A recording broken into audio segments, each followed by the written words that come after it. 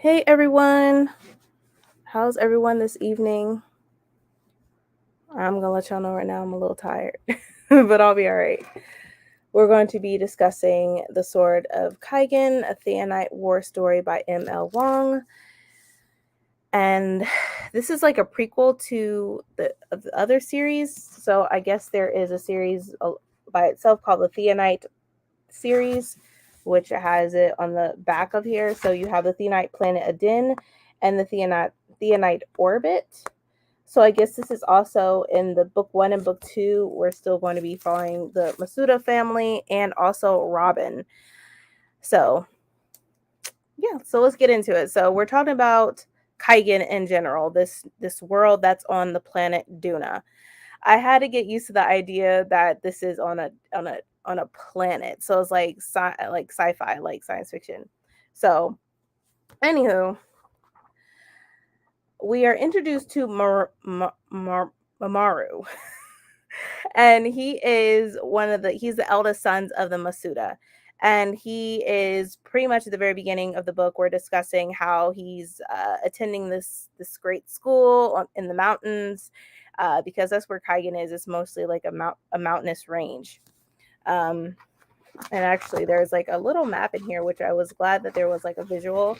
So this is Planet Duna, and this is the Kaigen proper. So Kaigen is not very big, as you can see. And then based on this map alone, it is not big at all. So, like I said before, we're following Amaru, and then we also get introduction to Kwang, who is a new student at this school or whatever. He's trying to meet some new people, and immediately I feel like Kwang and Amaru hit it off. And Kwang is from the city, and his father and his family moved there, based on other things to advance Kaigen. And so I found it was very interesting with their introduction, and also like introduction to like the sword masters and stuff like that, because in Kaigen they are known to have the best like elite swordsmen in Kaigen just alone. Um, and like for Mamoru, like I said, he's part of the Masuda family, which is right here. I'm glad they have the introduction. So it says Takayubi's leading warrior house, masters of the Whispering Blade, also called Sasayeba, traditional allies of the Yukino family with a unique cross-Kafo apprenticeship relationship with the Katasis. So they're a very powerful family. Oh, hold on, let me get to the comments real quick while I continue on. Oh, I'll be able to catch an hour the live before work. Yep. Hey Bree. Hey Lucy's. He's so he's so dope and exposed the teaching. Right, yes. But I loved Kwang a lot because he was trying to educate Mamoru when it came to the Reagan or Raganese, and how like the Kaigen government keeps secrets from them. They won't reveal a lot of things to them whatsoever. They like to keep things under wraps, and like the people of Kaigen are just really ignorant of everything. And Maru got pissed, like so pissed. He's like, "You are not gonna talk about where I live. You're not gonna talk about Kaigen. Like you are being like so disrespectful right now on all levels." And with that alone, they do have this confrontation, and Maru's anger got the best of him, and he pretty much kicked Kwang's ass.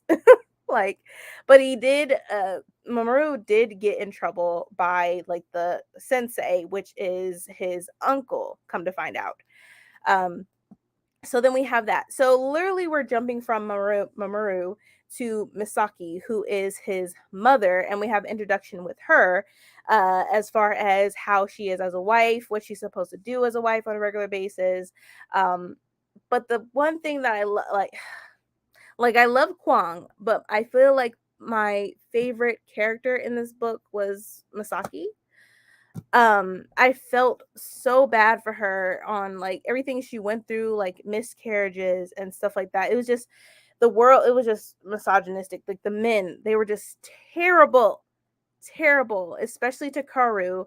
Her husband was so disrespectful to me. Like expected her to just cook and clean and look after the kids. Nothing more, nothing less, right? Just take care of the household. And that's all that she's supposed to do and have kids. But within the book itself, we get to learn more about her background. She's not just any ordinary person. She's actually very powerful, and she was trained at a certain academy. It wasn't in Kaigen.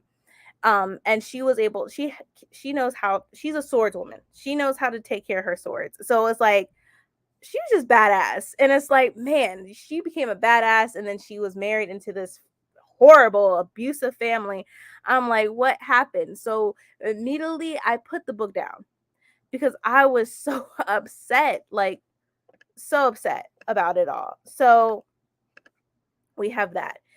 Um, so with that, we get to know more about Takaru and the relationship with his father, and then Masaki with her father-in-law and how he was abusive towards her as well. So there's a lot to unpack when it comes to this book alone. It had me all in my feelings about it. Like, I had to put the book down for a second. I have to agree that the sci-fi space threw me off because the feeling was ancient and historical, but then they throw in a TV in there and it gave me whiplash. Right, right. It did give me whiplash. Like, I'm like, wait, what? Okay, this is sci-fi. We're in space, but then you have ancient and historical aspects of it. And then and the TV, yeah, that threw me off. I'm thinking like at the beginning, this is, I don't know, like ancient. So there is no TV and stuff, but obviously there is. I don't know. It was a different experience, but I did enjoy it. Yes, she was amazing. It's just sad of what she had to go through. It was just really sad. And I am happy that when Misaki and Mamoru had a conversation as far as his anger and stuff like that, and how he shouldn't let anger get the best of him, she started to open up about her past just a little bit, because her past, she was trying to just literally bury it, right? Just not speak of it. The past is the past, not going to bring it up. But she just couldn't do that. So she was teaching him how to be a better, not just a better swordsman, but a better man, to have a better future, teaching him things about blood and to manipulate blood and stuff like that. And she gave him a little bit of something regarding her past, which I appreciated it. Even with her swordsmanship, yeah, she's just a beast. And he was like, wow, mom, like, how come you never spoke about this? And she was just like, it's not a natural thing that I can really talk about. I'm not allowed to even touch a blade whatsoever. Not one thing. So it was just interesting. Hi, y'all, just supporting, haven't read it yet. Oh, thank you for coming, Pat. I really hope you do read it because it really is good. Like, I'm glad that I read it, and I'm actually thinking about reading the other two books in the series just to see more about the other planets, or especially this is on planet Duna, and there's more planets to talk about. So we have that. Then it says it was sad, but the fact that it was a huge misunderstanding. Right. It was sad, and it was definitely a huge misunderstanding, especially towards the ending of the book. Which I didn't know. I don't know. I like how things are breaking down into the book. It made sense, but it seemed too good to be true how he would just switch, like Takuru would switch like that, like how he was expressing his true feelings of the matter, but didn't know how to express it during when that happened. Oh, hold on one second.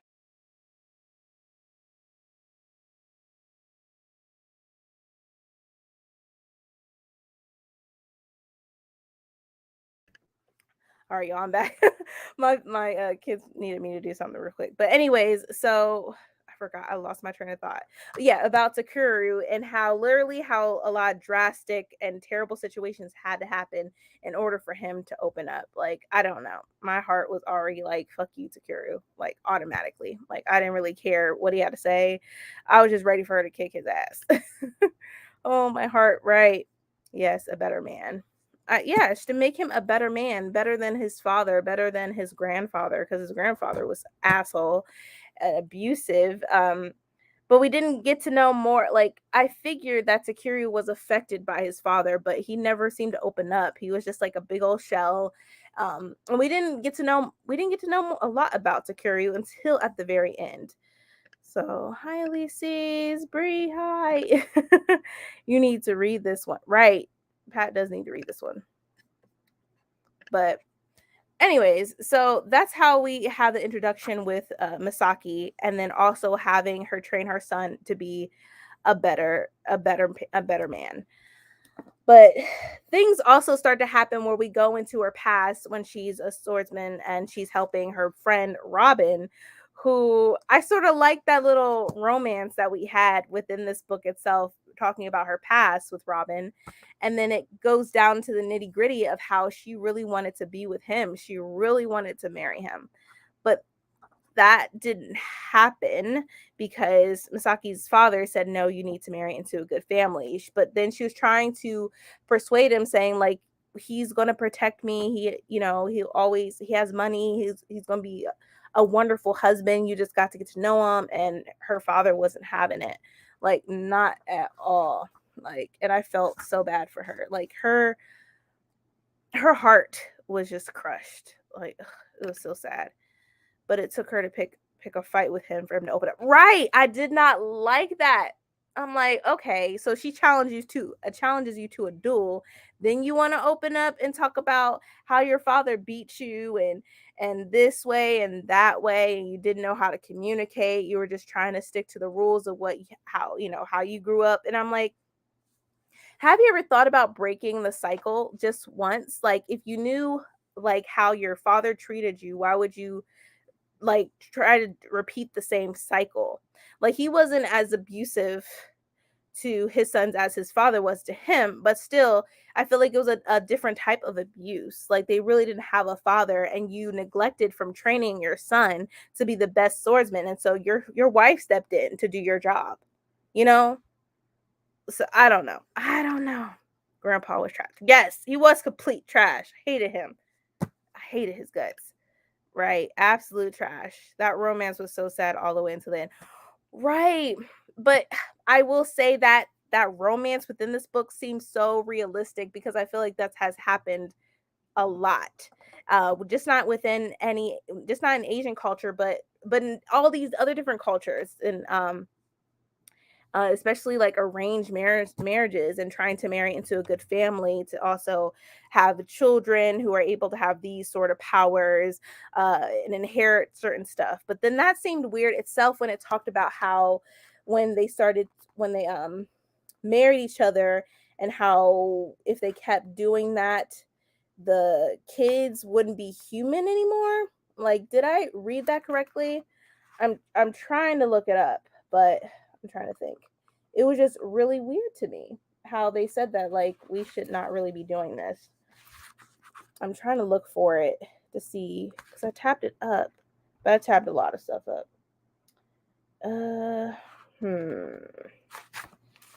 I don't think I can find it. Let's see if this one.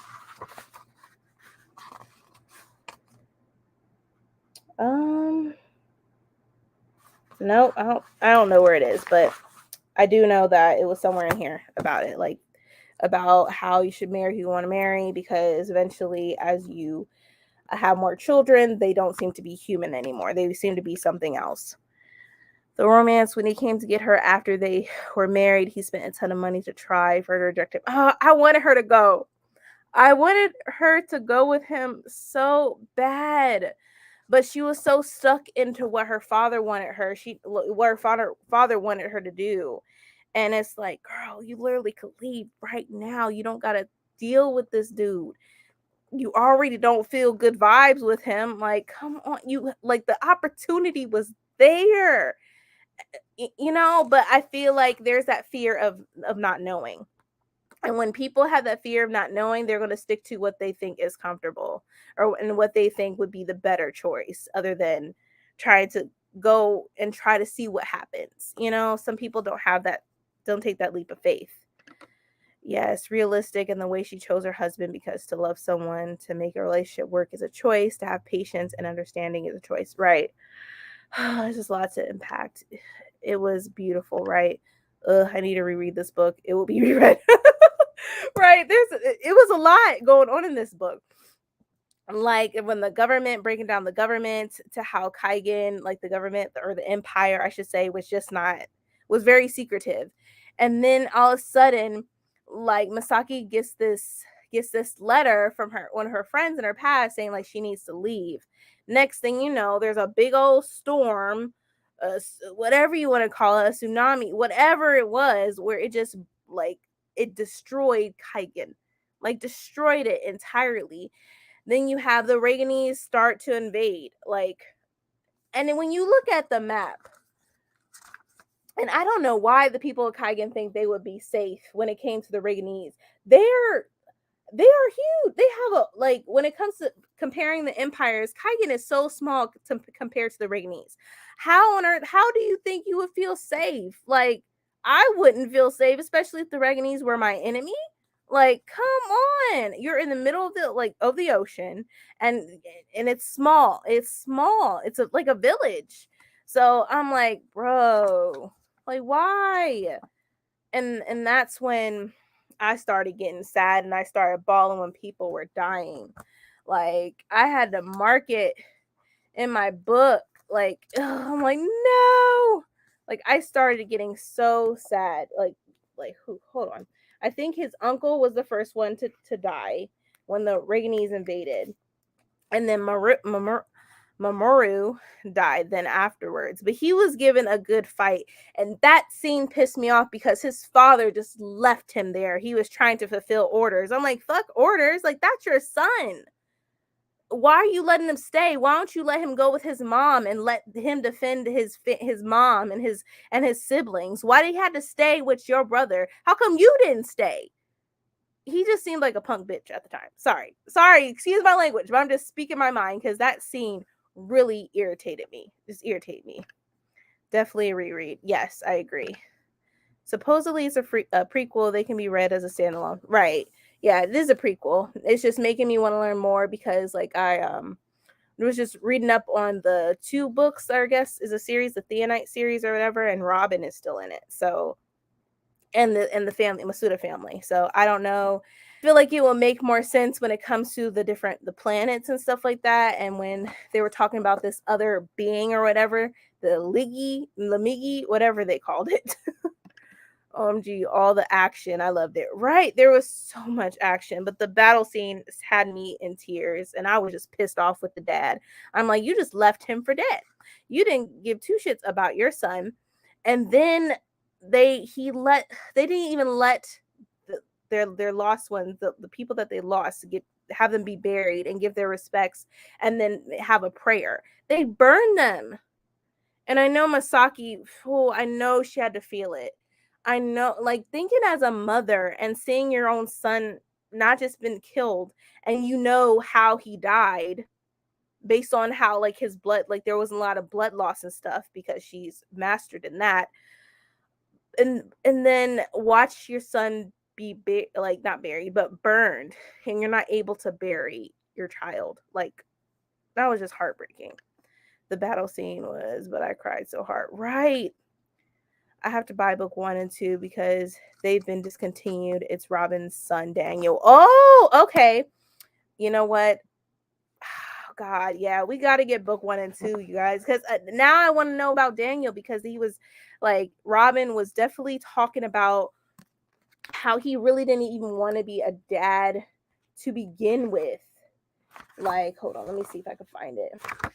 And then it took Masaki to like tell him, break it down, like don't think this way. So he literally says, I didn't mean to have a child. Robin said, I have decided I wasn't going to. And then he says, it was a mistake. I didn't mean to get her pregnant. I didn't mean for there to be a child. This was all a mistake. But I'm glad Masaki was there regardless of, because she still had love for him. She still loved him and she still kept it 100 with him. And she says, I can't tell you everything is going to be all right, Masaki said. Neither of us is that naive anymore, but I can tell you to live the time you have with that boy instead of spending it on worry and regret. You might have 20 years with him, you might only have 2. If you waste that time, if you miss it, then when it ends, you're going to feel like the biggest idiot who ever lived. And I feel like as parents or aunts or uncles, whatever you may be, you have that fear in your heart, like, I'm always going to worry about what's going to happen to my kids, my nieces, my nephews, whoever they may be. And I think that's a natural thing. As a parent, you're going to constantly worry about your child, or just worry about your family. That's a natural human, like, we're human. That's naturally going to happen.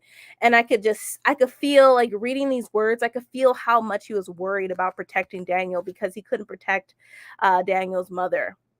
He couldn't protect her, and he feels like he's not going to be able to protect his son Daniel. So that was just really sad. His mom held it down, right? The uncle went out as a gangster, right? I respect the uncle, but fuck Takuru. I hated him. The level of betrayal was massive and epic, right. And you know what? I was happy that Masaki just broke it down. Like, was just like, I'm glad she just said, you know what, fuck this. Let's go to a duel. Like, come on, let's fight. And I was like, wow, where is Miss Masaki coming from? I think she experienced so much pain and loss over the years dealing with this dude. Like, she just had enough. And then all of a sudden he wants to break down and be like, oh my, I'm so sorry. You don't understand. Like, I went through a lot and now I understand what you're going through. I'm like, oh my God, I'm tired of your sob story. Just Masaki, go ahead and kick his ass. The thing is, he didn't leave him. Takuru felt him. That's another thing. You're right. He technically didn't leave him, but I mean, like, physically, I don't know. Like, I wish there was more explanation with that scene. I really would like to have a better understanding. Like, I did understand, but then again, it's like, I don't know. Takuru was with him when he died. Takuru was the mountain Amaru felt with one with, right? It's just weird. I don't know. I feel like when I think of that scene, I like, even as a mom, a parent, I would want to be there, like, physically, I don't know, like, there with him. Even if I was fighting side by side with my son or my daughter, we'd be going out swinging. I don't know. The level of complexity in this novel was so good. I was left with my jaw open. Right. It's really complex. It's definitely would be a reread. Like, I tabbed it up already, but I feel like there's some things that I didn't understand and I wish it had more explanation about. But I found it very interesting. Very interesting. Jaw on the floor. Right. I know you hate Sakura, but there were levels to his complexity that I could appreciate and understand. Maybe not forgive him completely, but understand. Yeah, I mean, there is that degree of understanding. It's just like, why did it have to take like tragic moments and tragic, like a war, pretty much an invasion, for him to finally open up to his wife? Like, I don't know. Dad was trash and a punk bitch, so let the person burn the bodies and just let it go. He tried to say something, but it wasn't enough. Right. Like, I think that was Masaki's breaking point. Like, he loved his empire so much, he would just let them burn his son. And she just, no, just couldn't do it.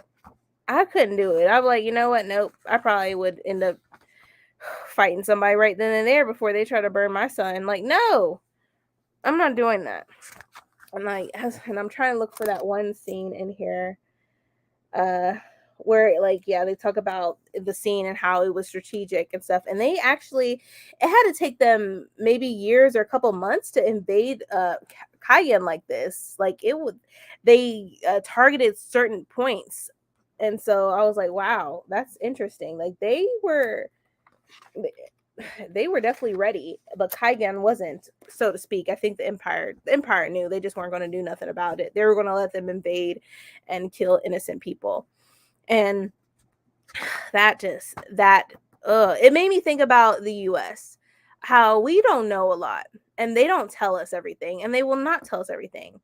And it just, sometimes it makes me wonder, like sometimes it makes me think of Russia, like, or Korea. Like, they really could do some damage to us. And it makes me think, what are they really up to? And what are their plans that I think our government knows maybe about, possibly? I don't know. It just provided questions. So he said that when he needed to feel detached, he would go into a meditative state where he became something else. He became the mountain. Right. That is true. But Masaki, obviously, she didn't care what he had to say. Not one bit. Not one bit. So when Maru was dying, he became one with the mountain because he too had that power that his dad had. And so they felt each other at that moment. Yeah, I guess so. But Masaki, she didn't get to have, like, I also feel like she was jealous because she didn't get to have that moment with her son, that last moment with him.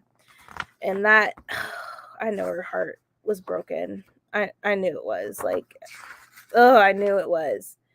But then there's something like also after the whole invasion or whatever, and then they're trying to rebuild, then Masaki loses her friend from suicide, and that also broke my heart. And then they realize that the baby might have not been, her husband's, and all that stuff. Like, that was really sad. I was not ready for that, not at all. Let me see if I can even, I think I marked it somewhere. I tabbed it up so much. Let's see if I can find it. What was her name? Hiyuri, I think was her name. I could be wrong. Let me see if I can find it.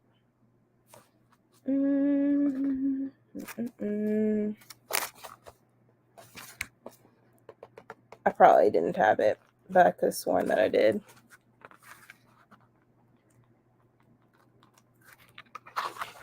Yep, it's right here on page 561. Yep, hurry. And then it's because she mentioned her rapist, and I didn't remember that scene. Like, let me know in the comments, like, I feel like I missed that scene, because I even said I must have missed that, because it talks about, like, Masaki remembered the terrifying death, Fanya, of Hirari's rapist was so overwhelming it had thrown Masaki into the wall and destroyed the room. So I don't know, but she definitely committed suicide. But they kept the baby, and they were about to kill the baby, but then Masaki was like, "No, you are not going to kill that child." So then they named it Wind Child, Kaseko. But yeah, like, I missed that scene. I'm like, was that scene brought up, or maybe it wasn't, and now they're mentioning it? I don't know. But I think that moment softened her up because he died with him at that point. Yeah, I think there was just still some anger built up, even like that provided her more anger. But prior to Mamoru's death, like, she had a lot of resentment against him. Yes, the best friend committing suicide was horrible, right? And the best friend, she was worried, anyways, because her husband was killed, and she didn't even want to have, like, she didn't even want to have the kid. She didn't want to live. She just wanted to die. She did not want to live. And then next thing you know, this is what she does. And I know Masaki was just heartbroken with that. It's like, how many other people am I going to lose? Like, what's going to happen next? Says, I totally missed that scene. I was like, what I was doing when I missed it. Like, I don't know either. Like, I thought I was reading it as thoroughly as possible, but then I guess I must have missed that one completely. Apparently it was one of those invaders. Yeah, it was one of those invaders. But I was like trying to go back to to the invasion scene, the fight scene, and I don't remember that scene. Or maybe it might not been mentioned. I don't know. But that just threw me for a loop. But yeah, like, even like after Moreau's death, she was like, for these reasons, I challenge you to single combat at the 9th Wati on the ground where the Numu village once stood. If you would prove yourself a man, do so in single combat. So she was like testing his manhood at this point. Like, okay, if you say this and this and this is true, okay, prove it to me. Prove it to me right now. So yeah, I was like, uh-oh. But he refused. Like, he wasn't trying to hurt her. And I think she really just needed to get some steam out, like, to go full ham, like, nuts on him, like, low key. She didn't really want to hurt him either, but like I said, she just wanted to blow some steam.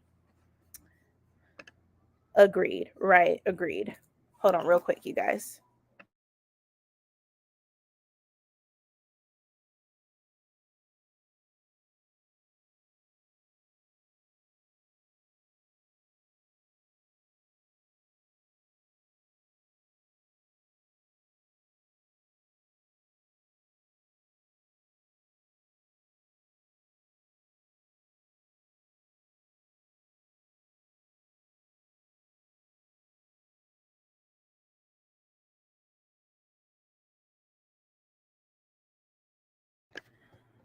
All right, y'all, I'm back. My kids acting a mess right now, but they're good.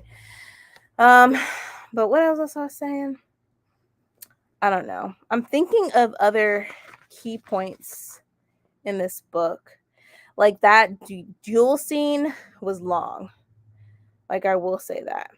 And I want to see when he talks about how he like talks about how he was raised, because he was just starting to communicate with her after after he just broke down, which I feel like sometimes men need to do that. They need to be vulnerable. They think they constantly have to be this strong person, and I get it, but you need to still be vulnerable sometimes. It was just complicated, right? It was full blown complicated. Let's see. Yeah, like even this point, like when this is on page 499, it says, "Yet here was this woman who held everything inside a little body of flesh and blood without breaking. It was as though all that pain had compressed in her small figure like the molecules of a whispering blade or thousand-fold steel beaten to a blade in the forge. She had taken every drop of hardship like a stroke of the hammer, turning it to the strength, and she was stronger than Takeru. She was breaking him." And I think she wanted to see his vulnerability as well, because she never got to see that. Even when they got married, it was never like that. It was seemed so cold. There was no type of emotion, nothing. Did we already mention ratings? No, not yet. No, we haven't mentioned that just yet, but we about to. We about to. But Trash Grandpa was his only role model, right? And I feel bad because his mom died, so he had to deal with his father. And I can only imagine, just I feel like his father just sucked the joy of everything, whatever he had left, and Takuru just became this cold person, right? So, but then also this is on page 501. It says Masaki was rushing toward him now, the final most important part of his life bearing down on him, and he saw them both for what they were: a woman who needed her husband and a man who needed his wife. So I literally put, now he's starting to realize things. Like I literally wrote that in there. But yeah, like he really just broke down. And then even with this last one, because I marked it pink because I was like, oh, this is sort of cute. And I was like, it says, it wasn't just the challenge of responsibility he was accepting as his hand touched hers. He was accepting her. Cool fingers ran over Misaki's sword hand over her sleeve to brush the hair back from her face. In the falling snow, Takuru stared at the woman he had married and saw her for the first time. It took so much loss for him to finally see her. And one thing is, I knew that he knew about Robin and that her and Robin had a thing. But he, like he said, he trusted her. He didn't think she was going to leave him or whatever. But just him knowing is like, okay. I think men know things, but I feel like when women, we have that better intuition sometimes, but I think some men aren't that stupid. So, I'm glad he just confessed it and said it. I was like, yeah, I knew this. Not yet. Okay. The thing is, he was trying to avoid Masaki's death. Misguided, yes, but it's all he knew, right? Yes, so much loss. But I'm glad there was a reunion with Robin after what, 15, 16 years they hadn't seen each other, after he came to her and poured his heart out saying come with me. So that scene got me the most. Like, and Takeru just welcomed Robin into the house. Like, hey, I found that interesting. But it was really nice to see Robin. Like, even when she says this, she says, "I never held that against you, Masaki." How? She demanded in disbelief. How can you be so forgiving? There was no way you could have understood. You can't until it's you. I know that. That doesn't make it right. No, but that's just what humans are like. I knew as soon as I started forming the idea of Firebird that no one was going to understand. So, like, this is talking about loss and stuff, because I feel like that's one of the main lessons is like, how do you deal with grieving? How do you deal with loss? How do you still remember them and represent the lost people that all the people that you lost? But I don't know. I think Robin, I hope she's like Robin sees her again, but I don't know, because now he has a responsibility. He's a father. He needs to take care of Daniel. But I don't know. I don't know. But I love that she still loves him. She says she knew in that moment that this was one more thing that would never go away. She would always love Robin the same way she would always miss Mamoru. Ugh, man. Oh my god. Mm-mm-mm. It was just heartfelt. Like, I loved it so much. And like, I even said Takeru was slowly growing on me towards the very end. Like, when he was just talking about things like your stuff, it was obvious. And it says, "I didn't want to leave you in your silence." Takeru seemed to choose his words carefully. 16 years, you never got to say goodbye. So I was like, wow, he's really a sensitive person. But we would, like, if all that stuff didn't happen, we would have never got the opportunity to really know Takeru. OMG, when he said, "I know you hate my touch," he didn't say it in a mean way. He just said it like he understood, right? Takeru said, "I trust my wife," right? OMG, so many years lost. They could have been a powerhouse, right? They could have got to know each other. I felt like he would have stood up again, stood up for himself against his father. And I feel like he would have been more, if once he did that, he would have been more involved with Mamoru and his training. I think it was bittersweet. Yes, it was bittersweet. And so for the ratings, so I gave this a 5 out of 5 stars. Um, I wish, like, well, maybe I should, no, I'm gonna still give it a 5 out of 5 stars, but I wish we had more um understanding as far as the planet Duna, because sometimes I would forget we were on a different planet and that it was science fiction. I would completely forget that. I'm thinking it's on Earth, like, as I was reading this. So I wish it gave us more detail about the planet Duna, and maybe just a little bit about the other planets, just a little introduction. But I get it. This is a prequel. It's not really going to give us a lot, but I just wanted just a little bit. That way I can get a better understanding, especially when you brought this up of how he was one with the mountain and stuff like that. Like, how are they able to do that? Like, I'm curious. How do you become one with the mountain? I just found that very interesting. Very interesting. But I gave this a 5 out of 5 stars. I definitely would want to reread this. But I would probably reread it after I read The Theonite Planet Aden and The Theonite Orbit, these two books. But I know, at least as you said, that it was out of print, I think. Because I don't think you can even get it physically at all. Let me see if I can look it up. MLA, because I don't think we can. So the first one is Theonite Planet Aden or Eden. Oh wait, can we get in paperback? Let me see. Okay, so we can get the first book in paperback. So this is the first book in paperback. So I might just get it. I'll put it in my cart and just see, because I definitely want to read it. And then the second book, it is the Theonite Orbit, where this woman is black. Oh, like, she's black. And I'm like, oh, shoot. Like, look. So it makes me want to read it. And let me see. This one's also in paperback. It's more expensive than the first one. But yeah, I just put it in my cart and also my wish list. But I noticed that I'm like, oh, she's black. I'm like, oh shit, like I gotta read it. So I need to read book 1 and I need to read book 2.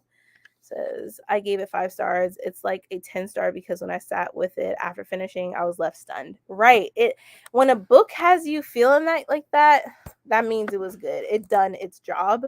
Um and I wish I got to know more like ML Wang. I don't see like I've seen people read this book in particular, but not the other books, the other series, like the first and second book. So I'm intrigued now after getting to like I love the writing style, I love the pacing. It was never a dull moment. There was always something happening. There was always a lesson to be learned when it came to the characters, what they were going through, how they were raised, their past and stuff. Like I think how it was written was just beautiful. Like it was never there was nothing. I don't think it had a dull moment whatsoever because there was always some type of action, you know. You can get them physically, but on her website it says it's discontinued, so she's not going to reprint. Oh, so I need to get these books like ASAP then, is what you're telling me before they're all gone, since they're not going to be reprinted. I wonder. I'm curious if Barnes and Nobles has it on their website. Probably not at all, because I couldn't find. Let me see. Sword of Kaigen, because I don't think Sword of Kaigen was on Barnes and Nobles either. I'm just curious. Those books are set in the future. Okay. Okay. So it's all right. I'd be down for that. Like I don't mind it whatsoever. Whatsoever. Yes, beautiful. Mhm. The author has moved on to other projects. They are on pre-order, I think. Oh, what other projects? Let me know cuz I need to go look on their social media. Go on their website, and see if I can yeah, mlwangbooks.com. Let me go in here and see what it looks like. And then I'll probably just share the screen if I find anything. mlwangbooks.com.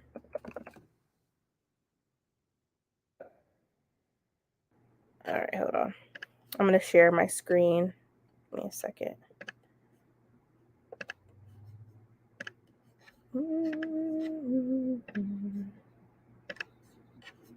Okay. I think we'll do this. Okay. Let me see, is this better? Okay, I think this is better. So here is the website.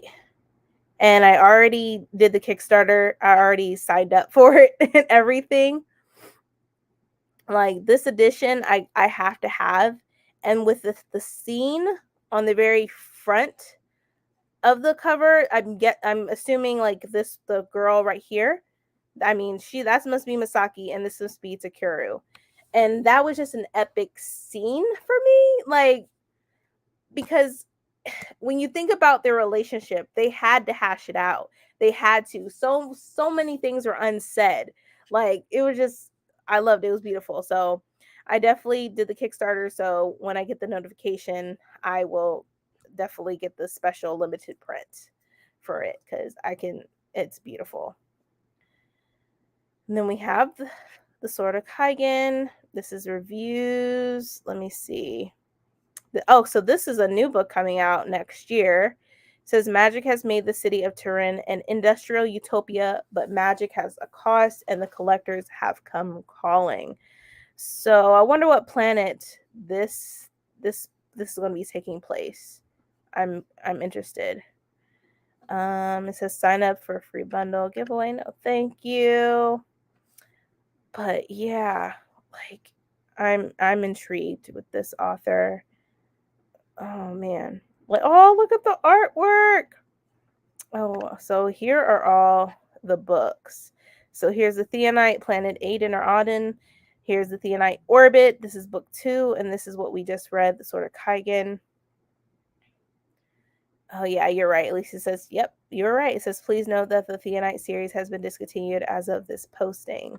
You can find my newer projects below. Okay, so these are all new projects. This is available, the short story anthology. I'm not a huge fan of anthologies, but I might give it a try. Like, who's in it?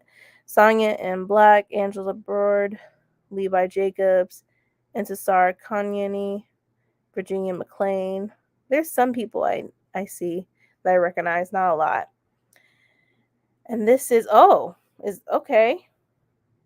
It says currently on hiatus at 14 chapters. So this is what she's currently working on. Ongoing Ultima serials. So we have The Seven Forsaken, Gunpowder Magnolia, and Suzuma. Oh wow. I think I love that cover the most. Tell me what y'all think. But yeah, I definitely have to get these two books for the Theonite Orbit because I'm curious and I want to know more about Daniel.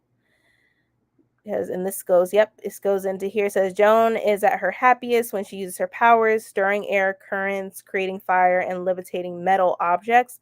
But she learned at a young age that no one is in her small-minded suburban town was prepared to accept her abilities. Since that painful revelation, she has hidden her powers, isolating herself from others, even keeping her own parents at a distance. However, all that changes when a boy named Daniel Thundergill transfers to her school and she begins to suspect that he is concealing powers of his own. Burning with curiosity and desperate to end her loneliness, Joan makes it her mission to get to the bottom of this boy's secrets. What she doesn't realize is that Daniel isn't just another Earthling with uncanny abilities. He is an interdimensional traveler from a world of superpowered beings. And the moment she started prying into his life, she put herself in the sights of the godlike evil that follows him from his dimension. Ooh, dimension. Okay. Now the most powerful girl on Earth faces a choice. Will she retreat back to the safety of her life in hiding or brave the storm for a chance at truth and friendship?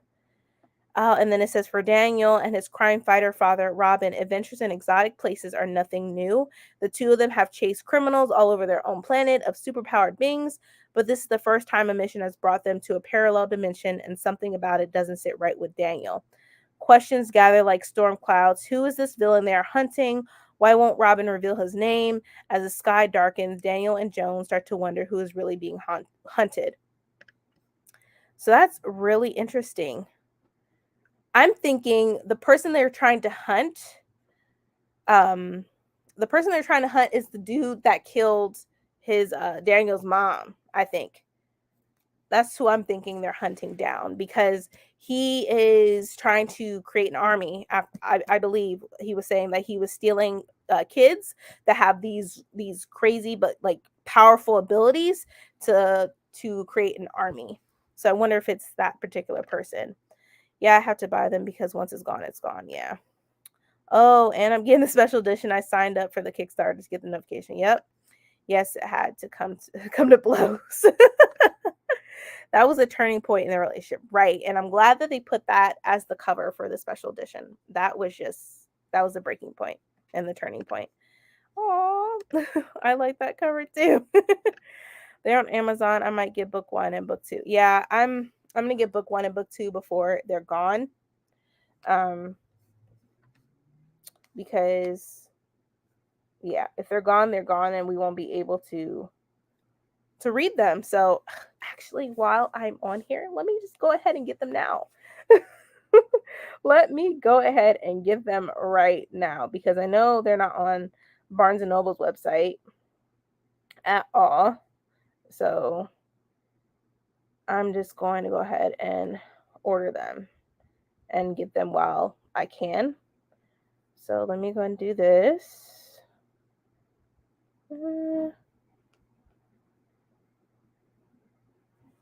Okay. All right.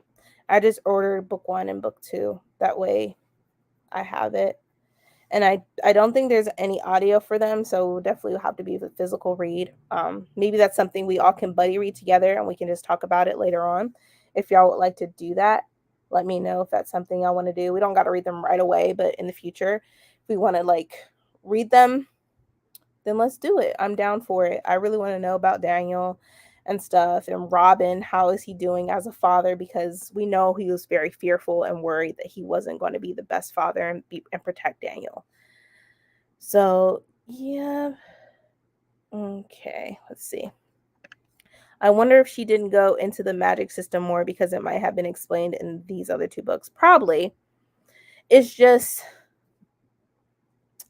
I don't know. So, because since these other two books are in the future, I would think, like, since this is more in the past, I would think that